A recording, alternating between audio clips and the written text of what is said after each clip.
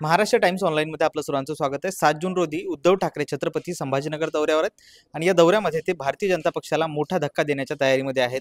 ज्यामध्ये 7 ते 8 नगरसेवक भारतीय जनता पक्षाचे 7 ते 8 नगरसेवक जे ठाकरे गटामध्ये जाणार आहेत, ज्यामध्ये इतर देखील पदाधिकाऱ्यांचा समावेश आहे, ज्यामध्ये माजी नगराध्यक्ष किंवा इतर जे काही पदाधिकारी आहेत त्यांचा समावेश आहे। त्यामुळे जिल्ह्यामध्ये भारतीय जनता पक्षाला मोठी खिंडार बसणार आहे। यामध्ये सर्वात मोठा चेहरा म्हणून राजू शिंदे यांच्याकडे बघितलं जातं। माजी महापौर राहिलेले राजू शिंदे आता ठाकरे गटामध्ये जाणार आहेत। ते नेमके का नाराज आहेत आपण त्यांच्यासोबत जाणून घेणार। आपल्यासोबत स्वतः राजू शिंदे आहेत। भैया, तुम्ही गेल्या काही दिवसांपासून भारतीय जनता पक्षामध्ये म्हणजे तुमची सुरुवातच 95 पासून तुम्ही काम करता, गेली 25 ते 30 वर्ष झालं तुम्ही काम करताय। मात्र असं नेमकं काय झालं की ज्यामुळे तुम्हाला नाराज झालात आणि तुम्ही ठाकरे गटामध्ये जाताय?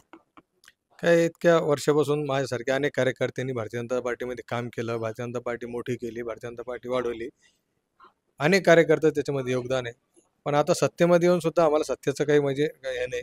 आणि आज सत्तेमध्ये असताना सुद्धा ज्यांच्यामुळे सत्ता आली, म्हणजे देवेंद्र फडणवीस साहेबांनी यांना सत्तेमध्ये आणलं आणि तेच आज आम्हाला मोठा भाऊ छोटा भाऊ शिकायला लागलेत आणि त्यांची वजह वाहण्याचं काम आमच्यावरती आलं आहे।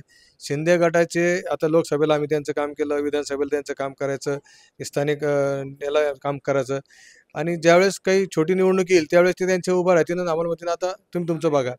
तर हे कार्यकर्त्यामध्ये त्याच्याबद्दल नाराजी, नागरिकाला सुद्धा असं वाटायला लागलं, आता मतदाराला सुद्धा असं वाटतं की भारतीय जनता पार्टी हे भारतीय जनता पार्टीचं काम न करता हे शिंदे गटाचं काम करते।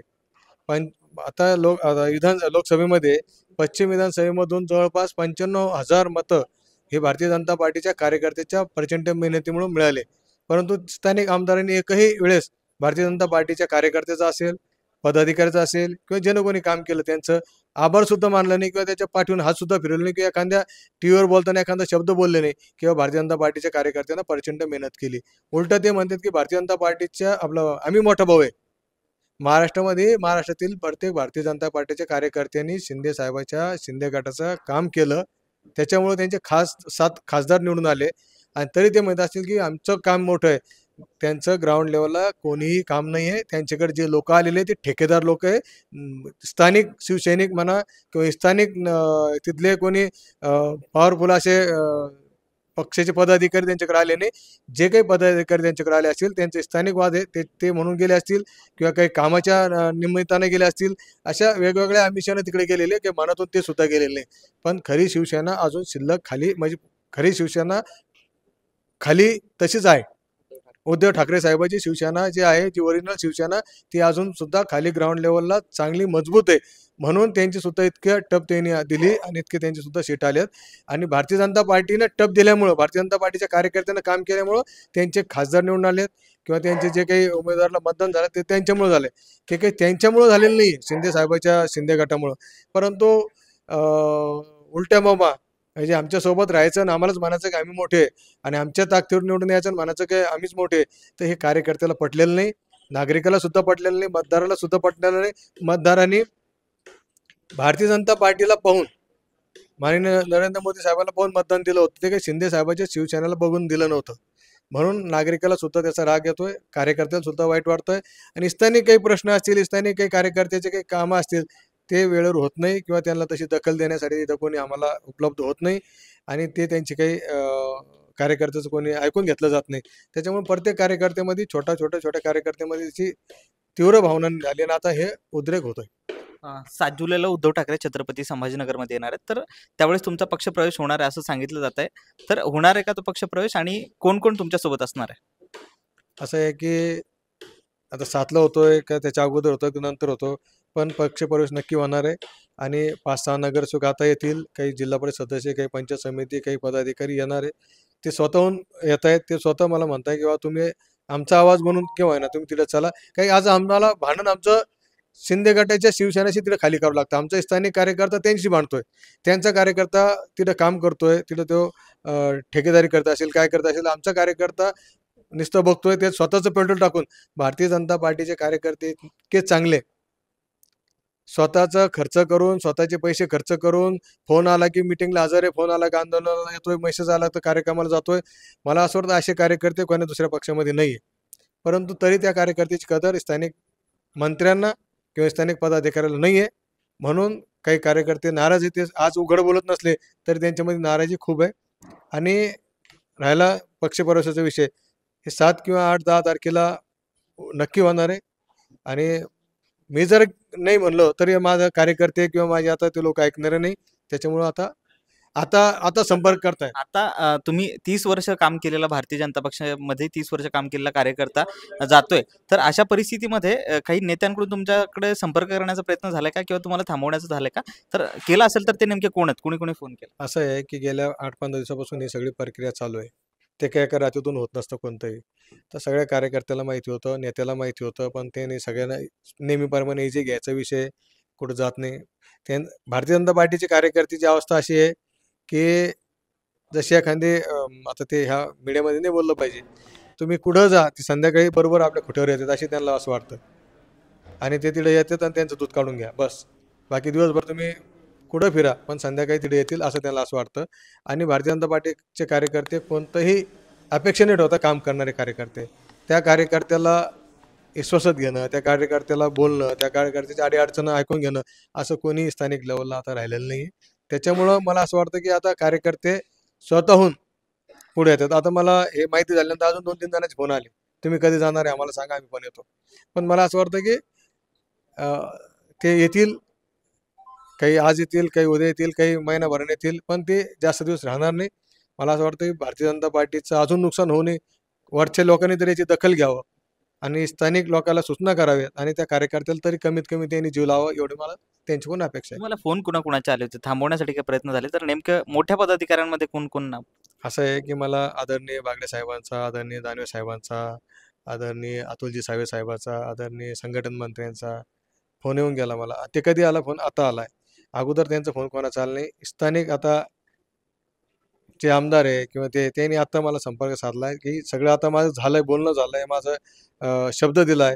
आता मी येऊ शकत नाही त्यांना माहिती आहे. पण ते आता फॉर्मॅलिटी म्हणून मला फोन करताय, बाकी काही नाही.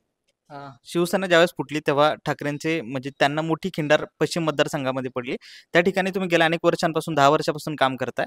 तर तुम्ही आता त्या ठिकाणी जर गेल्यानंतर तुम्हाला जर संधी मिळाली तर तुम्ही ती त्या ठिकाणाहून लढवण्यास इच्छुक आहात का? आणि कसं तुमचं प्लॅनिंग असणार आहे? असं आहे की पश्चिम विधानसभेमध्ये तिथल्या नागरिकाला त्यांचं ऐकणारा आमदार पाहिजे. टीव्हीवर बोलणारा आमदार नाही पाहिजे. ऐकून घेणारा आमदार पाहिजे आणि त्यांचं ऐकल्यानंतर त्यांना त्यांच्या प्रश्नाचं उत्तर मिळालं आमदार पाहिजे. मुंबईत राहणारा आमदार नको आहे त्यांना. मी रोज त्यांच्या संपर्कात आहे. आमचं टेक्स्चर पूर्ण तयार आहे. खाली बूथपर्यंत आमची रचना पूर्ण आहे. आणि उद्धव बाळासाहेब ठाकरे साहेबांची जी शिवसेना आहे, त्यांचे सुद्धा स्थानिक कार्यकर्ते, पदाधिकारी त्या ठिकाणी ते मजबूत आहे. त्यांचे कार्यकर्ते आणि हे कार्यकर्ते आणि दोन्ही पदाधिकारी मिळून दोन्ही कार्यकर्ते मिळून यावेळेस उद्धव बाळासाहेब ठाकरे साहेबांच्या शिवसेनेचा तिथं आमदार नक्की होईल. मला जर संधी दिली तर मी 1000% तिथं आमदार होईल. त्याच्यामध्ये काही शंका नाही. आणि नागरिकाला सुद्धा माहिती आहे आणि नागरिक हा निर्णय घेईल. ही निवडणूक नागरिक लढतील. कारण की अनेक निकाल तुम्ही बघितले, धक्कादायक लागले मागच्या याच्यामध्ये. इथला सुद्धा निर्णय हा धक्कादायक लागणार आहे. आणि मी शिंदे साहेबांना विनंती करणार आहे की त्यांचे जे काही अपेक्षा आहे मंत्रीच्या याच्या, ते आता त्यांनी त्यांना मंत्रिपद द्यावं. गेल्या अनेक दिवसांपासून संजय शिरसाट मंत्रिपदाच्या प्रतीक्षेत आहेत. तर त्यांना मंत्रिपद द्यावं असं काय म्हणायचं? माझी त्यांना विनंती आहे शिंदे साहेबांना की त्यांना लवकर मंत्री करावं. कारण की ती जे काही त्यांची अपेक्षा ह्याच टर्ममध्ये पुरे होईल. पुढच्या वेळेस लोक करते की नाही लोक मला माहिती नाही. मतदार आहे, जनता जनार्दन आहे, त्यांच्या हातात आहे. पुढच्या वेळेस ते चान्स देतील नाही देतील. आता ते आहे आमदार, अजून 2-3 महिने, त्यांना 2-3 महिन्यासाठी त्यांनी मंत्री करावं, जेणेकरून त्यांना राहिले सुले दिवस पण ते मुंबईत राहतील, मी लोकांमध्ये राहील. आणि मी लोकातल्या कार्यकर्त्यामधला मी कार्यकर्ता आहे. मी 4-5 वेळेस नगरसेवक राहिलो, उपमहापौर राहिलो, पण मी अजून पण माझी नाळ जुडलेली आणि मी कार्यकर्ता आहे. मी किती मोठा झालो, काय झालं, तर मी कार्यकर्त्यामध्ये उठणार बसणार आहे. मी कार्यकर्ता म्हणत नाही, मी माझा मित्र म्हणून त्यांच्याशी वागतोय. त्याच्यामुळे माझी त्यांची जवळ इतके रिलेशन आहे. प्रत्येक समाजामध्ये असेल, प्रत्येक ह्याच्यामध्ये असेल. त्याच्यामुळे मला लोकांचा ॲक्सेप्ट आहे. तुम्ही ठाकरेंकडे जाणार त्यापूर्वी तुम्ही काही शब्द घेतलाय का पश्चिममधून तुम्हाला उमेदवारी मिळावी यासाठी? असं आहे की शब्द घेणं देणं, माझं काम पाहून मला ते तिकीट देतील, माझा संपर्क पाहून मला तिकीट देतील. मला माझ्यावरती विश्वास आहे की ते मला तिकीट देतील. आणि त्या पश्चिम विधानसभेमध्ये मला असं वाटतं की मी स्टँडिंग आमदारला हरू शकतो. हे माझ्यामध्ये तेवढा विश्वास आहे. माझ्या कार्यकर्त्यावर विश्वास आहे. शिवसैनिक, जे मूळ शिवसैनिक आहे, जे ओरिजिनल शिवसैनिक आहे उद्धव बाळासाहेब ठाकरे साहेबांचे, त्यांच्यावर माझा विश्वास आहे की ते ह्यावेळेस त्यांचा हिसाब चुकता करणार आहे. आणि मी तुम्हाला एक हे सांगू इच्छितो की पश्चिम विधानसभेमध्ये बाकीचे सुद्धा शिवसैनिक, बाकी जिल्ह्यातले सुद्धा शिवसैनिक येऊन तिथे काम करतील अशी त्यांची इच्छा आहे. कारण की ते जे निवडून आल्यानंतर आपलं फुटून गेल्यानंतर जे काही ते वक्तव्य शिवसेनेबद्दल बोलतायत, जे काही उद्धव बाळासाहेब ठाकरे साहेबाबद्दल बोलतायत, आदरणीय त्यांच्या नेत्याबद्दल बोलतायत, तर मला असं वाटतं ते स्थानिक शिवसैनिक आणि नागरिकाला ते पटत नाही. कारण की तुम्हाला त्यासाठी निवडून दिलं नाही, तुम्हाला तिथले प्रश्न सोडवण्यासाठी लोकांनी निवडून दिलेलं आहे आणि तुम्ही त्यांच्याबद्दल जे बोलताय त्याचे रिॲक्शन ह्या निवडणुकीमध्ये दिसणार आहे. नक्कीच. तर हे होते जे काही इच्छुक असलेले राजू शिंदे पश्चिम मतदारसंघातून ते ठाकरे गटामध्ये जाणार आहेत हे जवळपास निश्चित झालं आणि 8 ते 10 तारखेपर्यंत त्यांचा पक्षप्रवेश निश्चित असल्याचं सांगितलं आहे. त्याचबरोबर आता ही जी काही पक्षप्रवेश होणार आहे हे जेवढी भारतीय जनता पक्षाला खिंडार पडणार आहे त्याचा परिणाम पश्चिम मतदारसंघ असो किंवा भारतीय जनता पक्षाचे स्टँडिंग आमदार असलेले अतुल सावे यांचा पूर्व मतदारसंघ असो या ठिकाणी परिणाम आपल्याला दिसून येईल. सुशील राऊत, महाराष्ट्र टाइम्स, छत्रपती संभाजीनगर.